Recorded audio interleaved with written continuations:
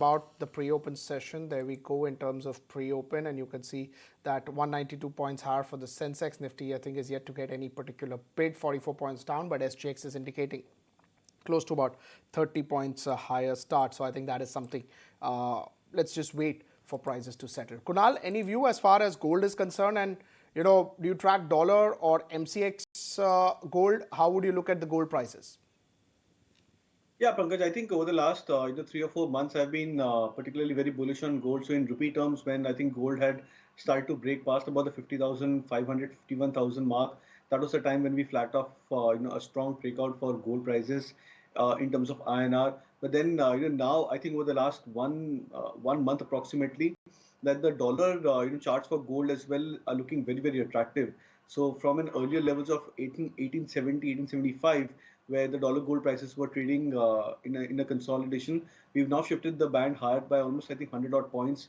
We are now on the verge of breaking past about the $2,000 mark. So we've had broken about those levels, I think, for a couple of days, but then we've retraced back from those levels. So I believe that if in dollar terms, gold prices go back to their previous life highs of, I think, 2080 to 2100 odd levels, then I believe that we can probably see a much more stronger uptick on gold prices in rupee terms as well. So would maintain the bullish stance on gold. And my expectation is that possibly in the next 3 to 6 months, we are likely to see much higher levels from current zone for both dollar as well as the INR denominated gold prices.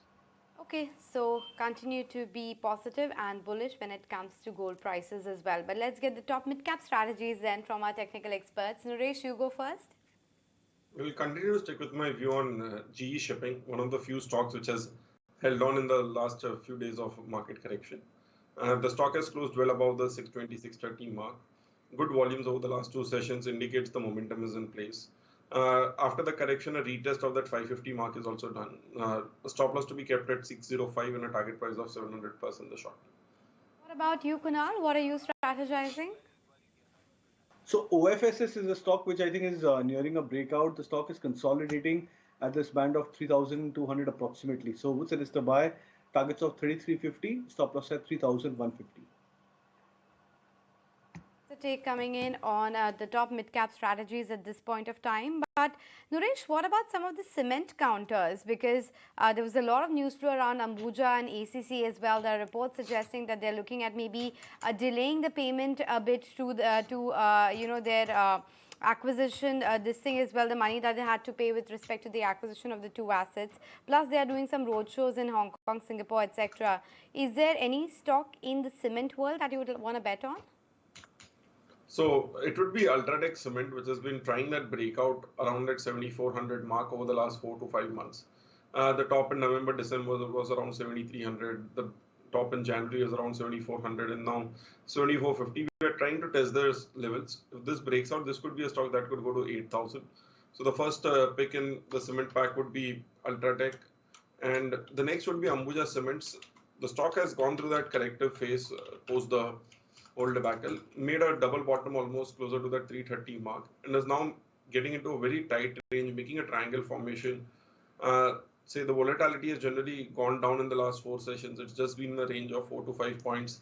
If it sustains about 380, 85 levels, it could be a quick move towards 410 to 440. So I would be watching out for these 2 names, Ultratech and Ambuja Cements.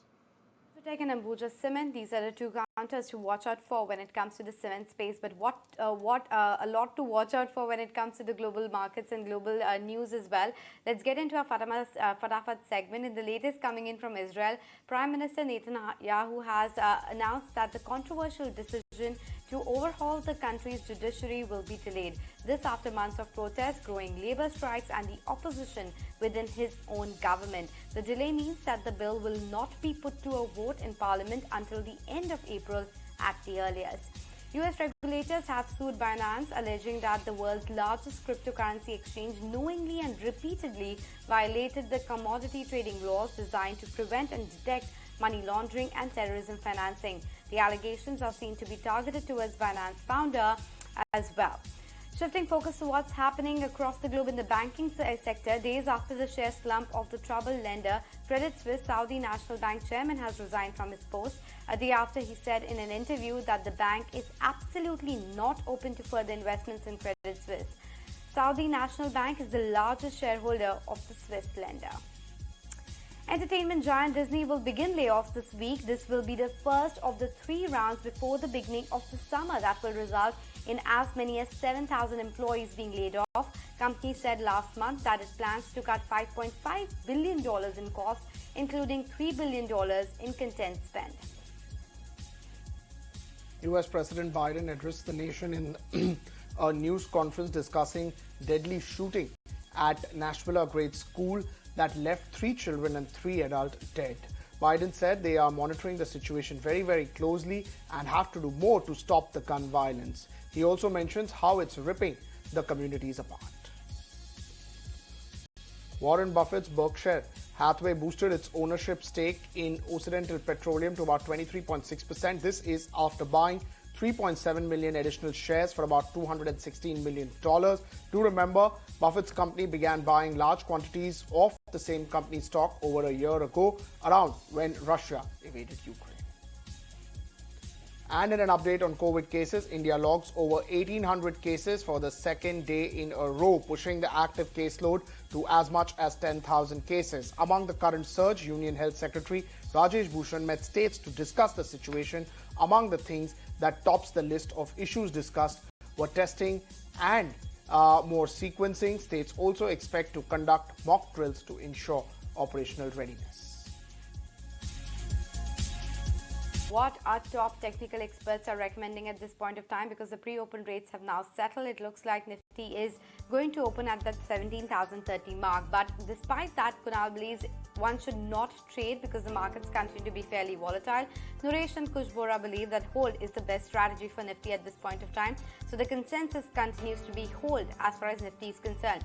For Nifty Bank, similar picture setting up because Kunal believes it's best to probably stay away from the Nifty Bank at this point of time. Nuresh and Kush believe that they should hold on to the positions. So a consensus hold coming in as far as Nifty Bank is concerned as well.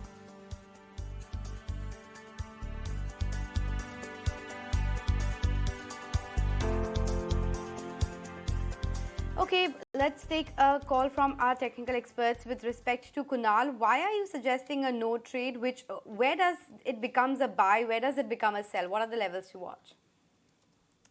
So Anisha, clearly, the indices are not finding any major kind of a trend. Now, in fact, there has been a very interesting phenomena over the last 2 weeks, which is playing out, that the indices are generally placed into 2 different kind of trends within an intraday as well. The first half till I think around 1:30 is where the indices remain into, say, into a gradual uptrend or into a sideways consolidation post a minor gap up or gap down, as the case would have been on an individual day. But I think in the last 1.5 hour, especially from that 1:32 p.m., is where you see the indices go into a different kind of a trend altogether. But net, when you try and add up both of these, time frames, it doesn't create any major kind of an impact. We've neither broken past about the 17,200 mark. We've not, we've neither broken below the 16,800 levels decisively. So till the time these levels are not being broken down, it's going to be very difficult for an intraday trader to try and catch the bottoms as well as catch the tops. And I think in that regards, index trading could remain a bit more futile.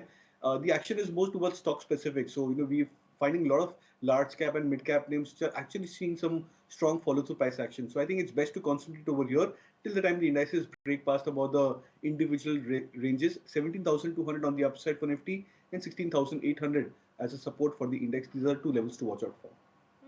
Kunal, you were also pointing out how a lot of sectors have reached an oversold territory, and you talked about autos as well. It was all, of course, at 8-month low yesterday as well. Which are the top stocks that you would want to recommend from autos?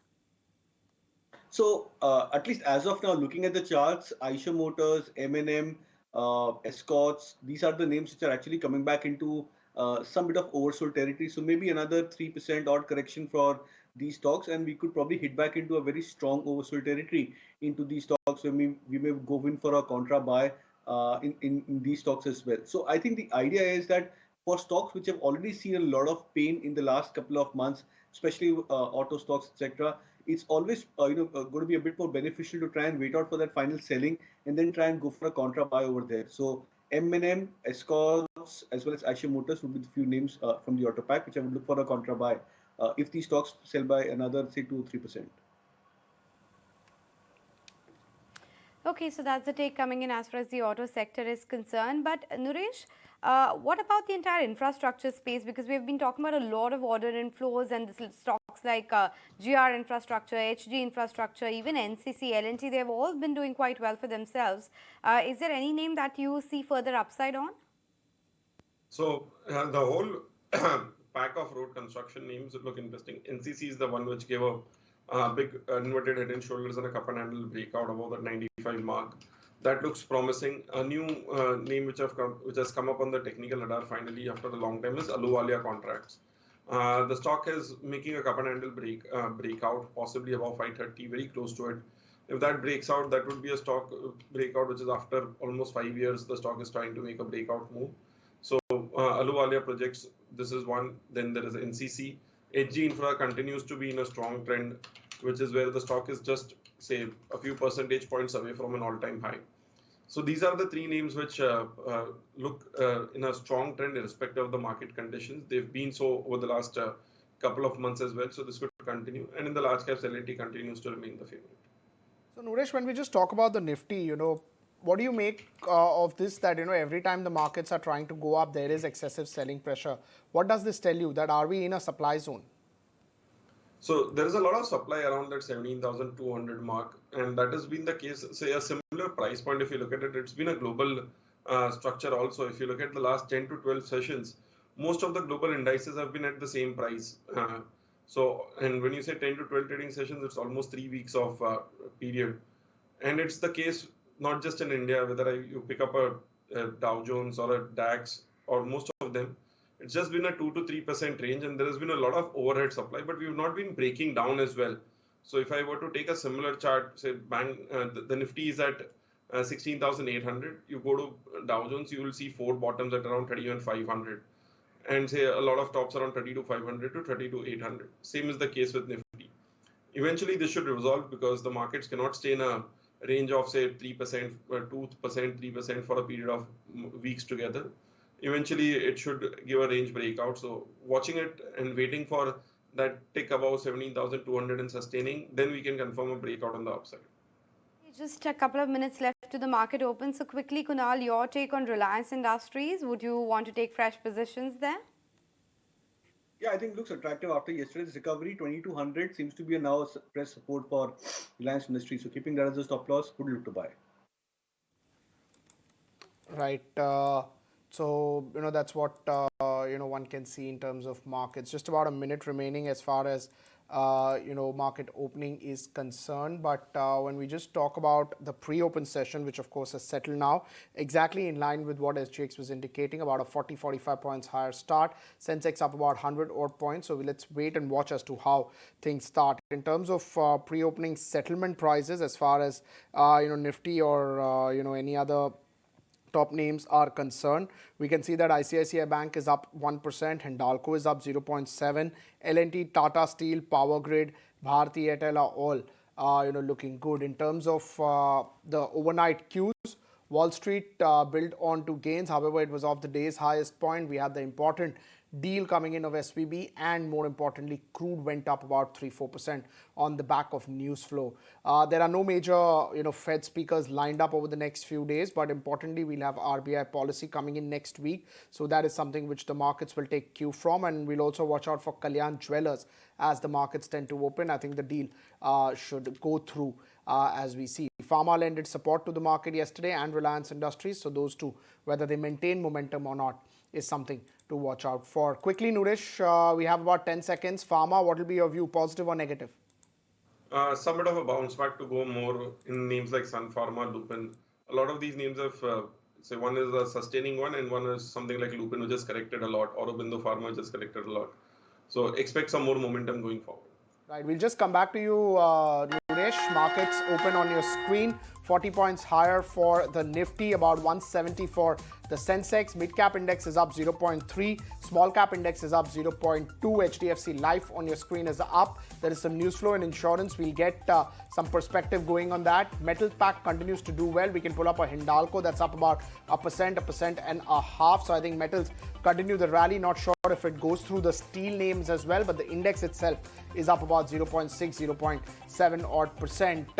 Power names were in focus. Let's pull up Power Grid, NTPC. No major movement over there, but these are names that generally don't tend to do pretty well as well, or don't react quite significantly to news flow. Let's pull up Kalyan Jewellers. It's down 10%. I think the block deal has gone through. I'll just confirm that for you once I look at the volume picture, but in most probabilities, walk deal would have gone through, and that's why you're seeing such reaction, Anisha. Oh, well, yes, sharp reaction coming in with that Warburg Pincus selling 2.5% stake at a discount of around 7 to 8%. So that's a big stock to watch out for. But Adani group of companies are also coming under pressure. So Adani Transmission, Adani Green, Adani Total, they're all down anywhere between 2 to 5%. On the gaining side, however, there are a couple of infrastructure companies which are doing well. PNC Infrastructure bagged an order of around 8 to 900 odd crores. So that's reacting positively. Paytm on that wallet interoperability news is up around 2%, and Policy Bazaar 2 from the entire new age tech world is doing quite well, opened with a gap up of around 3%. There was some incremental news flow on SGVN etc. as well, so that too is showing a bit of a momentum. But if you're talking about the volume buzzers, it's of course Kalyan Jewellers, which tops the chart, and then PNC Infrastructure is up 4%. Dilip Buildcon is also showing gains of around 2%.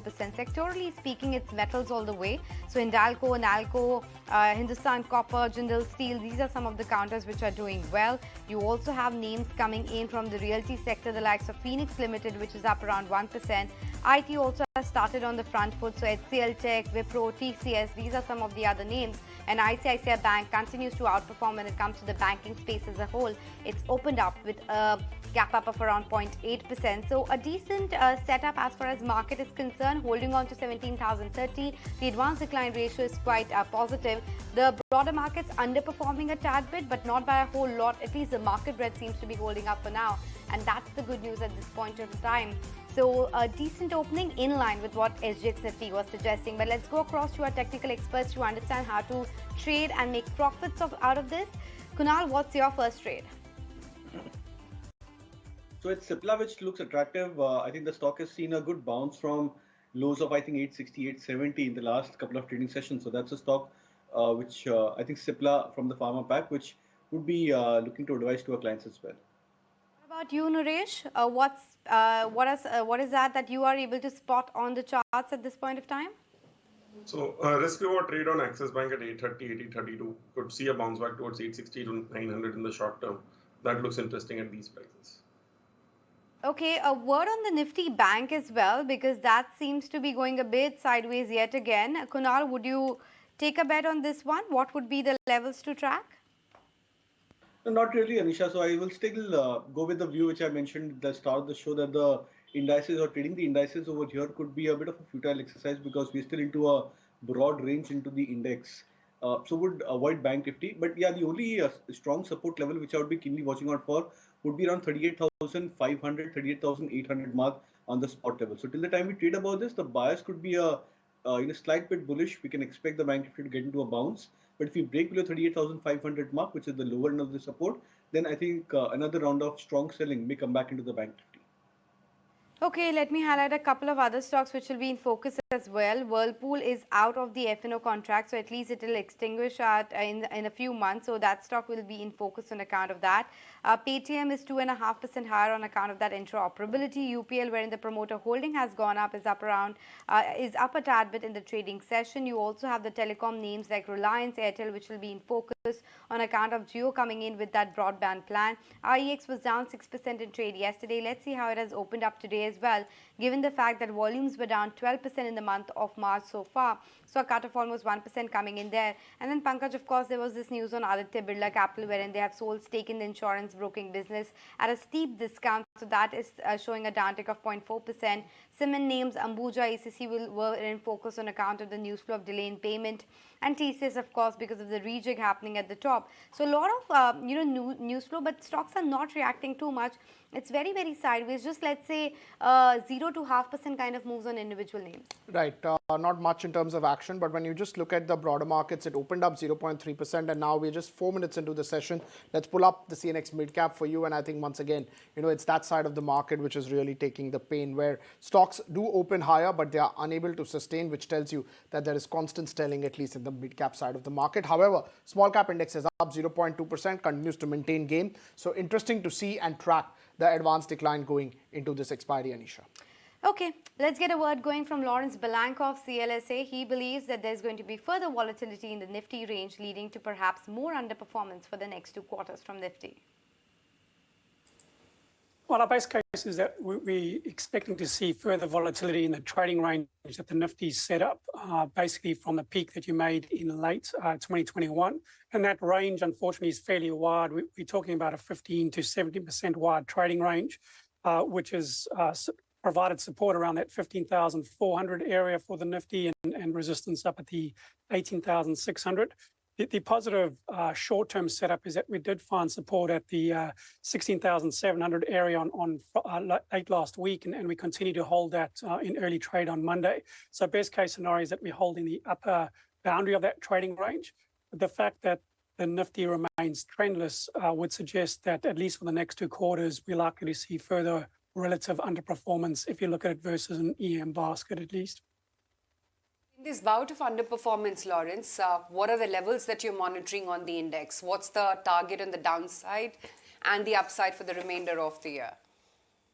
Yeah, remember, it's a relative call, so we can continue to hold the 16,800 to 18,600. That would be the best case scenario.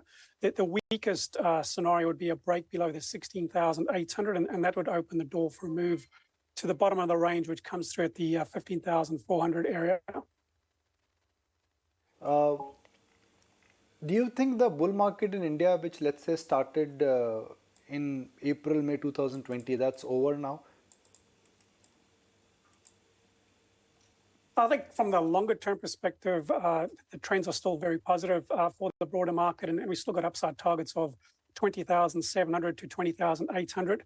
But we have mentioned before, that it's not uncommon for the Nifty to spend a number of months, if not years, trading in a range. I mean, you can go back to the 2010 to 14 scenario that you consolidated the gains of the 2009 lows before you broke out in 2014. And then you saw a similar 12-month period between 2015 and 16 where the market digested the gains following the breakout from 2014. And currently we're pushing on to 16 months of a ranging period, and that could extend for another 6 months at the very least, but it doesn't alter the longer term structure, which remains bullish. Lawrence, I wanted your take regarding a couple of these sectors which have been defensive and underperformed, pharma and FMCG. Do you see the risk reward being favorable, and would you be suggesting a long or a positive recommendation on these 2 sectors? Well, I think in relative terms, at least the fast-moving consumer goods side does give you that relative outperformance that you've seen. And the reason why that's been generated is that the sector's managing to hold up in a higher range. The pharmaceutical side, unfortunately, that remains in a downtrend. Yes, we have had a rebound over the past few sessions, but the broader trend is down in both absolute and relative terms. And, one of the sectors we've been highlighting as take profit or sell has been the auto side. We had great outperformance last year. That's rolled over, broken down. So we'd continue to recommend reducing exposure to that space. And another sector where you're at least getting some relative outperformance currently is from the IT side. That's not because you've seen a breakout in absolute terms, but it's the trading range that you've seen there at least generate some relative outperformance. It's interesting that you say what you did about both IT and autos, and I'm going to pick it up one by one, Lawrence.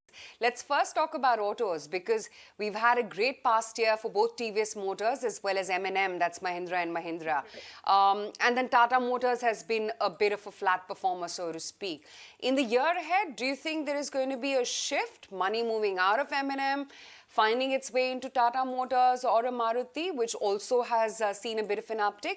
Or do you think it's a complete avoid that you're suggesting right now for autos?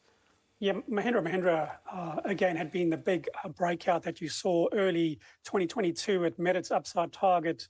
And if you look at the chart over the past 2 quarters, you've seen a triple top pattern and a breakdown from that with a recent break below the 200 days. So we do think there's further downside risk for Mahindra. Mahindra would be a seller on that chart setup. Yes, Tata Motors is holding in the trading range, so you can potentially get some relative outperformance from that. TVSL is another stock that does show another potential topping pattern and would reduce exposure there. So as I said earlier on, I think the auto sector in general is a sector to reduce exposure to and look at least the IT sector as a relative outperformer currently.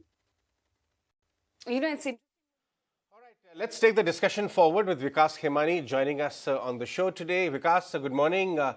Markets not doing a whole lot, seem to be stuck in a narrow range, but I observe that you've been doing a lot of interesting things, including long-range cycling, huh? Getting a lot of time off from markets or what? That you have to keep doing all the time. So you have to take time off from market for sure. For your work, you have to balance. So yeah. Because it's been 18 months of consolidation. When was the last time we saw this kind of a long consolidation in the market? Do you remember? I think Ajay, these kind of things do come after a very sort of sharp rally in the markets. We saw 21 was a great start. I mean 20 itself, late 20 did very well. 21 was a great start. And also we have to keep in mind that what happened last year, post Ukraine war. I mean, it has happened like once in a 40, 50-year kind of history where this kind of sharpest tightening has happened. And implication of that, if you see globally in the other markets, is negative.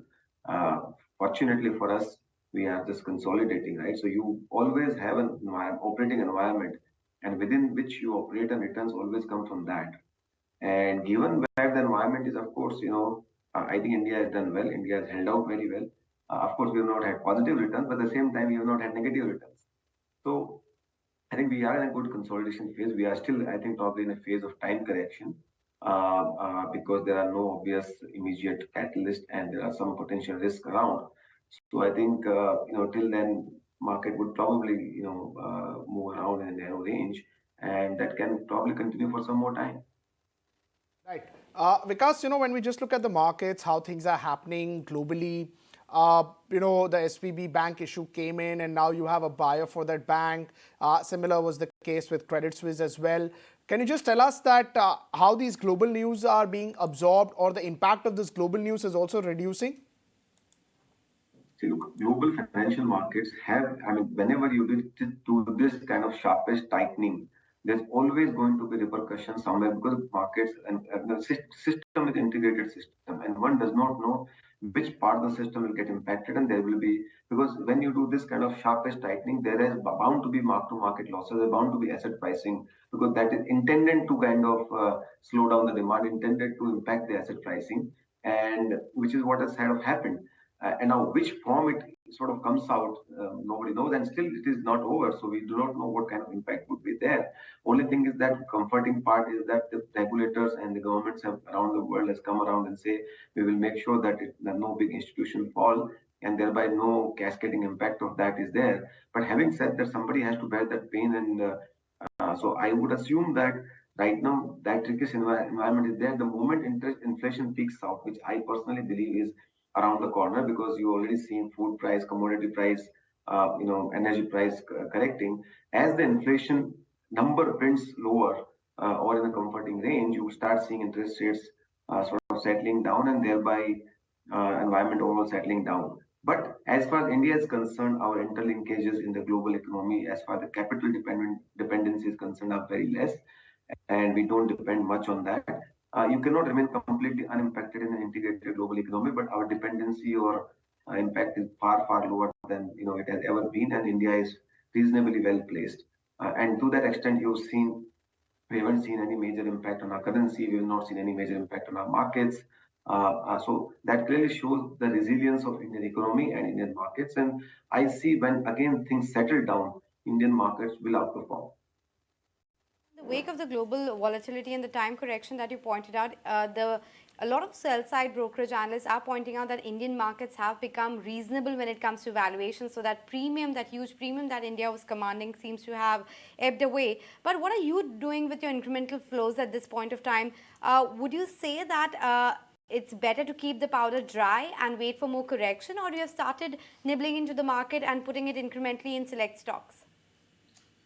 Frankly speaking, we've been telling our clients that this is the time to deploy capital. When we get money, we don't sit on cash because nobody can time the market, but we fundamentally don't see a major downside from here unless, say, and except some major unexpected catastrophic event happens. We see markets in a fair value zone. We see India growth continue to remain intact. And whenever this kind of fearful environments are there, lack of interest kind of environment are there, they are typically, forming a base for a good run ahead. Now, whether that will happen in 3 months' time, 6 months' time, we do not know, and nobody can predict for that matter.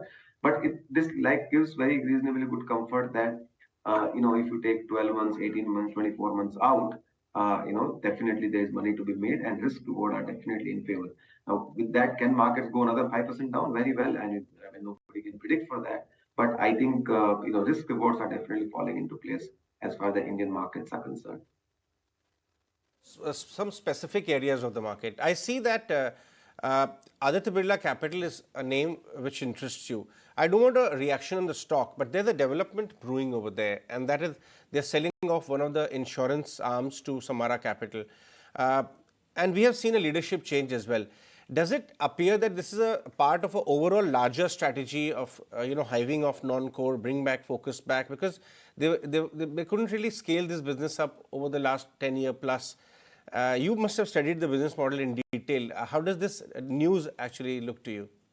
You said you don't want a stock specific comment. No, I don't want a stock specific comment on the stock, but the evolving business model. No, so definitely, I mean, we own the stock, so I don't mind we own the stock with a full disclaimer that we like the stock, and I think that we typically look for companies that have a good business model, and whenever there is a change of leadership happens, and we believe that leadership can put the growth trajectory back on track. Like you said, in the past, company has not gone anywhere, and we do believe that the new leadership is capable of putting this platform into the new orbit. And that's where I think you see today institutional ownership almost negligible or no institutional ownership. Valuations are far more lower than most of the competitors and players. So that is where risk reward is there, and we think if 2-3 years out, if you look at 25 to 30% kind of growth is possible. So I mean that's the thing, and whatever transaction you saw is a part of the ongoing strategy of consolidating and focusing on their core areas and selling of non-core business. And that I think every leader does when somebody kind of gives the organization a new direction based on the strategy. So I see this event as one more in that direction. Vikas, what are you doing incrementally with your IT positions? You have exposure to HCL Tech, LTI, Mindtree, Infosys, etc. Are you adding on to them, trimming your positions? No, we are just holding on to that, and I mean right now neither we're trimming nor we are adding. We're just holding on to that, and there would be time. Now I don't know whether it is 6 months, 12 months down the line when U.S. environment settles down, when U.S. talk about interest rate starts coming down happens. In my opinion, that would be the time to add IT in a big way. So we will be looking for an appropriate moment and time to add our position. But right now we are just holding on. Talking of adding positions, Nisha, do you know that HCL Tech, which of course is in the portfolio of Vikas, is where promoters also consistently adding positions. So that's the only large cap IT stocks I've observed where promoters are consistently, every quarter they're adding position, despite of what's happening in the environment. So that's something to watch as a long-term observer of that particular stock. So Vikas, let's continue with that discussion. About 18 months back, you liked banks. But after that, IT has really made a top and corrected quite a bit. So have a few banking names. And always in the market, I mean, you've been in the market for long. So it's always been IT versus bank. What would you want to buy now? What is your top favorite name now? It's never IT versus bank. It is always, you play what is, what you think has a growth profile. And right now, like you said, we are significantly overweight in banking sector because we think the credit growth has just started and we have a long legs to grow. So at least next 18 to 24 months, banking sector looks pretty decent. So we continue to do that. IT, like I said, that we were earlier significantly overweight, we became equal weight. And some point in time, we might look to become overweight. That we keep evaluating. But right now, we have a positive view on both, but we like banking more. We think that if market is going to rally from here, banking sector is the one which will take lead. Large part of the heavy lifting will have to be done by banking and industrials. Within banks, are you sticking with ICICI Bank as your top bet or expanding the view a tad bit there? We have ICICI Bank as our top bet. We've been holding that position for the last 3 years or 3.5, 4 years, and I think we continue to do that. Because, when we talk about ICICI Bank, it's of course, into a different league now. When you talk about banking sector, you can also include PSUs, you can include NBFCs within that. Any of the other names or other, smaller sectors within banking that you like, microfinance, if you don't want to give names, any of the smaller banking names also that you like? Not really. We are not very big fan of smaller banks because I think the business game has shifted really in favor of large financial services, well, large players, be it NBFC or banks, because raising liability side is equally very important, and also investment in technology very important. Both of them remain the domain of or sort of edge is there in favor of large players. So we typically stay away from microfinance, small finance banks, or smaller banks for that matter, either large banks or large NBFCs is what our preference. Right. What do you make of, fee-based companies, the likes of life insurance, AMC business, where capital requirement is less and fee-based earnings are high? Are you a fan of that? And a lot of changes happening this morning from IRDA. Earlier, we saw some changes into mutual funds as well. So I think, of course, you like every business you monitor. There's no question on that. Because non-credit financial services also a very large, emerging, growing area. Within that, there are different players.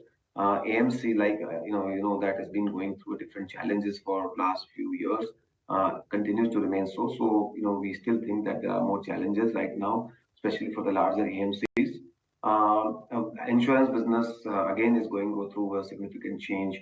We are expecting unified license coming through, tax changes which has happened. So there are certain headwinds which are there. So we right now don't own anything, but we keep evaluating, and we will get some point in time when the risk reward is in the favor.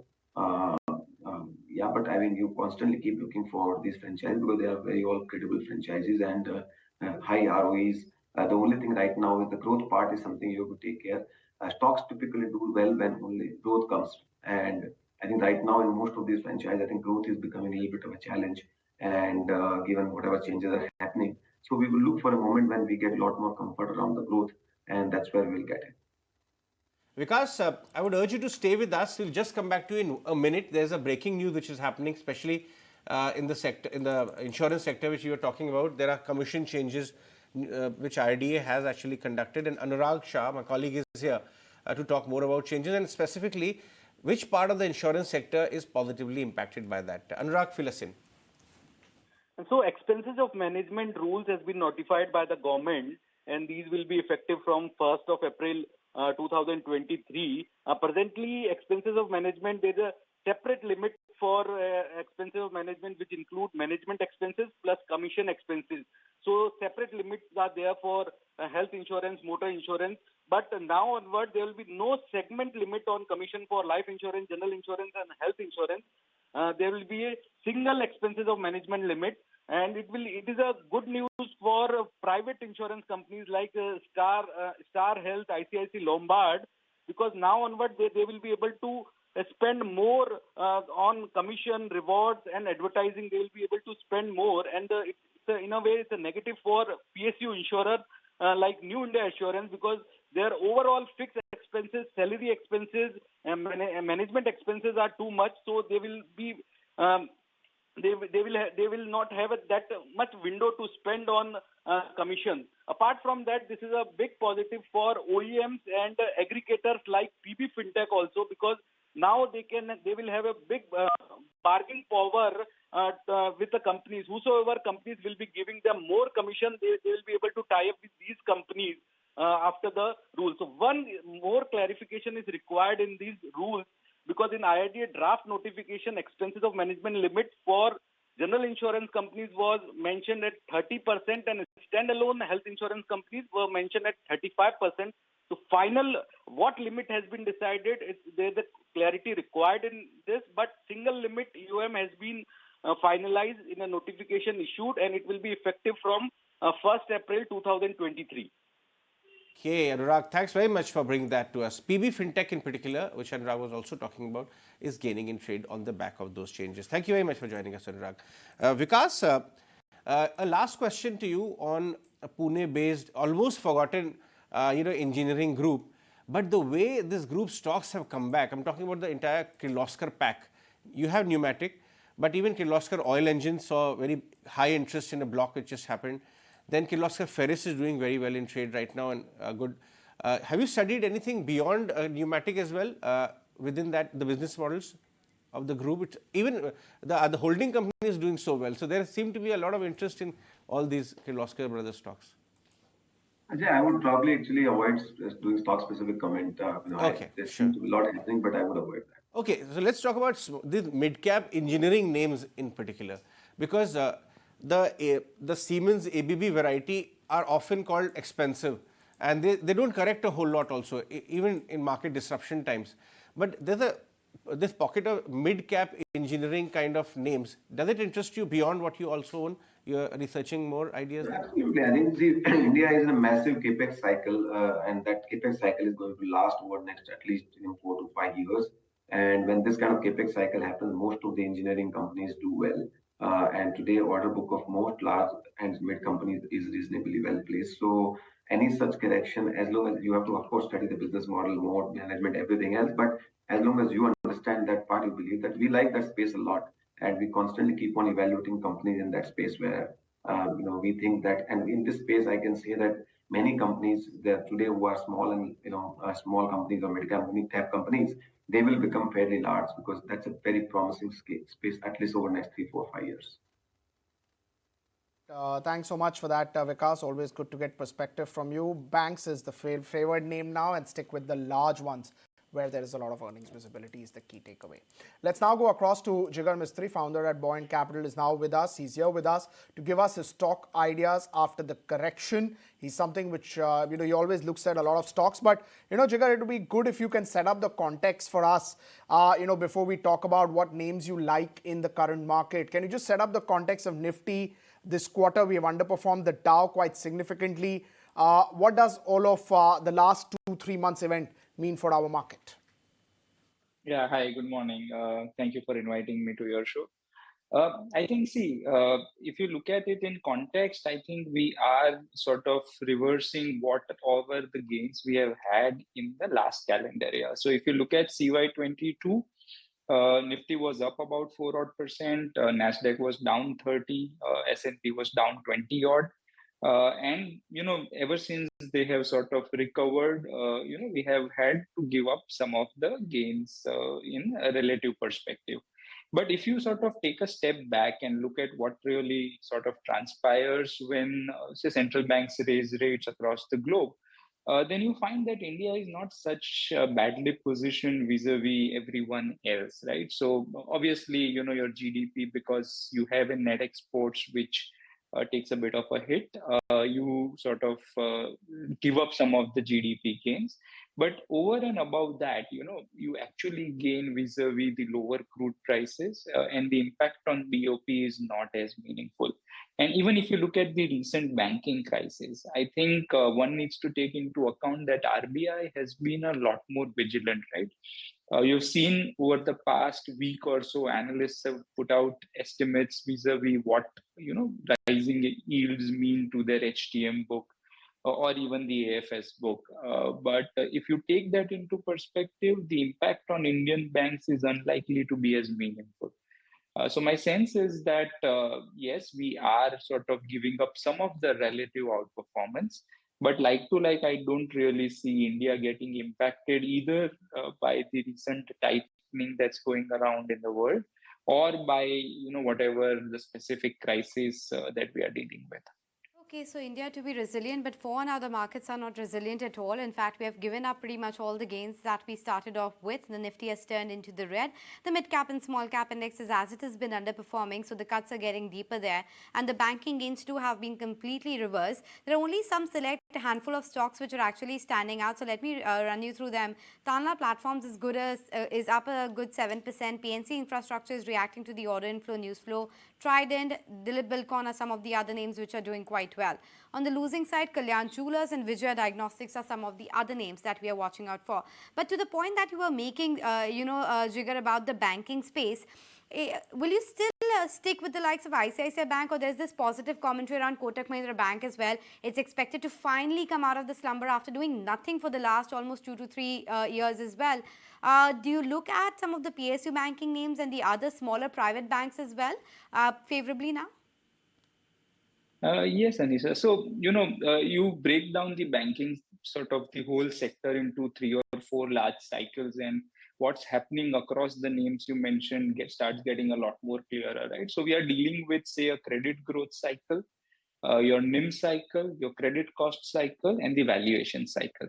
Now, when you look at credit growth, that's reasonably strong across the board, and therefore everybody benefits in a tide that is rising. The NIM cycle having, obviously NIMs expand when you are raising interest rates, and that sort of comes through into your relative NIMs. There you have a mix of asset which needs to be considered, but generally NIMs expand and therefore everybody benefits again. A credit cost cycle is a very different cycle, and therefore somebody like a Kotak or HDFC bank, which have historically, managed their credit book very, very well, have never seen an adverse credit cost beyond what is manageable. Their book to price to book multiples have always been at an elevated level. So after 2015, I think, and the subsequent rise in the corporate delinquency, the banks which were doing very well continued to do well till 2018 odd levels, and the other banks actually collapsed. But after 2018, I think the market turned into a view that essentially whatever needed to slip has slipped, and therefore going forward, what you will likely have is only retail delinquency, and there that doesn't slip en masse, right? In fact, SBI's retail delinquency is better than HDFC Bank or ICICI Bank a decade into the running. And therefore, people chose to play this through a valuation cycle. So obviously, ICICI Bank, which was at 1 time versus say 3 or 4 times for HDFC or Kotak, that caught on, and HDFC sort of flatlined and earnings moved up. So both of them are now trading at very similar valuations. SBI, which was at 0.3, moved up to almost a 1 time book, and a lot of us had that cycle right. A lot more sort of risky investors played this even through the PSU banks, where obviously if the incremental credit is not slipping, then why not buy banks at 0.2 and 0.1 time price to book? And that I think has now largely played out. From here on, I think everything is more or less evenly placed. There are not really the arbitrages which are left to be exploited. And I think it depends on what bank and what sort of liability franchise and asset franchise makes you more comfortable. ICICI, HDFC, Kotak are obviously sort of the ones that we have and like. But increasingly, I think IDFC Limited becomes a special case because IDFC Bank, continues to be in a reasonably good stead. CASA is almost at 50% now. Your legacy borrowings is less than 5%, and bank continues to report extremely strong growth. So IDFC First Bank obviously is the direct play on this, but my sense is that we'll eventually see the structure collapse, which has been announced, in fact, over the several calls, pretty much like we have seen with Equitas or Ujjivan. And I think that similar thing will get played out, which will, I think, sort of make a lot more sense for someone to own IDFC Limited vis-a-vis the bank. There's also a hypothesis which is now developing in the market that the phase of the macro cycle from here on will actually be better suited for MFIs and NBFCs. And in this light, if you look at the commentary from the recently listed Fusion or even Spandana, they've given very ambitious commentary, and there is some interest there. Even the NBFC space. What do you like in this space and why? Right, Ajay. So for a lot of these players, I think things have been again flatlined for a fairly long time. NBFCs, in the time when the interest cost is rising, you would want to sort of not traditionally own them because the cost of borrowing, which is from banks or money market instruments, NCDs, etc., tend to go up. And obviously, most of them are able to pass it on, but it isn't a situation where many of them are able to extract the moat that we have come to expect. MFI is turning positive, I think. So from something where you have seen almost 3 back-to-back catastrophic events, the Amphan, the Assam flood situation, and the sort of state write-off, I think there was some moral hazard that was developing, but I think most of that is now behind us. Within the space, the player that we do own is a company called Satin Credit Care. It's around, one of those mid caps, 1,000 odd crores, or rather a small cap, 1,000 crores market cap. From what I understand, almost 90% of their current MFI book is built out from July 2021. Obviously, they have very low asset durations, but this, comes at a 0.2% gross NPA. Your Assam is entirely provided for. The company will grow between 20-25%. So you potentially have a, say, FY25 13 thousand crore loan book, two and a quarter thousand crore sort of net worth, generating 3% ROA, which means say about 400 crores in profit, available at something like 1,000 crores in market cap. So I think that's an interesting space which is developing. This is one name that we have owned for a while now. And I think we continue to like that name. Right. Just in terms of banking or, the sell-off that we have seen, what sort of risk would you price in for what's happening globally? Because if anything happens, FIS sell, and when FIS sell, it's almost the banking names that get derated. Yes, I think that's a situation which is very similar to the last calendar year of 2021. Right. So back then you will have a interest rate rise which was being priced in. And whenever interest rates rise, and if your NIMs are going to sort of expand post that, the fundamental value of the bank increases. But a rising dollar sort of also brings in with itself the FII outflows. And then if you look at the largest FII ownership, they are the banks, as you rightly pointed out. So this becomes a question of the rising value of the underlying asset at a time when the largest shareholder is sort of forced to sell out. And that over a longer term always ends up becoming a very interesting proposition. So if we are not really very path dependent, as in, let's say if we are buying something at 100 rupees, the fair value of which we assess to be say 200 rupees. Then if you are not really bothered if 100 goes to 80 first or 120 first, then I think banks do sort of provide at this juncture a very, very attractive proposition. If we are path dependent, as in if we are, somebody who plays on leverage or, would want to always, report a positive mark to market, then it's very difficult to time as to when the FI selling, etc. ends. The way we approach it is that if something has higher value tomorrow than today, then we are not really worried in between, what it shows in terms of share prices. So that way, I think banking does provide a very interesting time. What do you like about Archean Chemical? This is a recently listed IPO. The stock hasn't done a whole lot after the IPO, but tell us what kind of numbers do you see and why do you like this one? Right, Ajay. So that's again one of those businesses we own about 8,500 crores in market cap. This is one of those marine specialty chemical producers, right? So bromine, industrial salt, sulfate of potash, etc. Now, there are very few sort of players globally. Red Sea bromine is depleting. So is the case with China. And this is a company with, maybe 22 Indian sort of Indian sellers and maybe 50 overall global sort of buyers that go around. And therefore, if you look at the pricing of bromine, that's been fairly stable. This is one company that's been growing the production. So what is about 24,000 tons could go up to something like 42,000 tons over the next few quarters. And by that which time it will have almost 43% India's market share. So if you just plug those numbers in, your sort of earnings could more than double in the next 2 years, maybe triple over 3 years.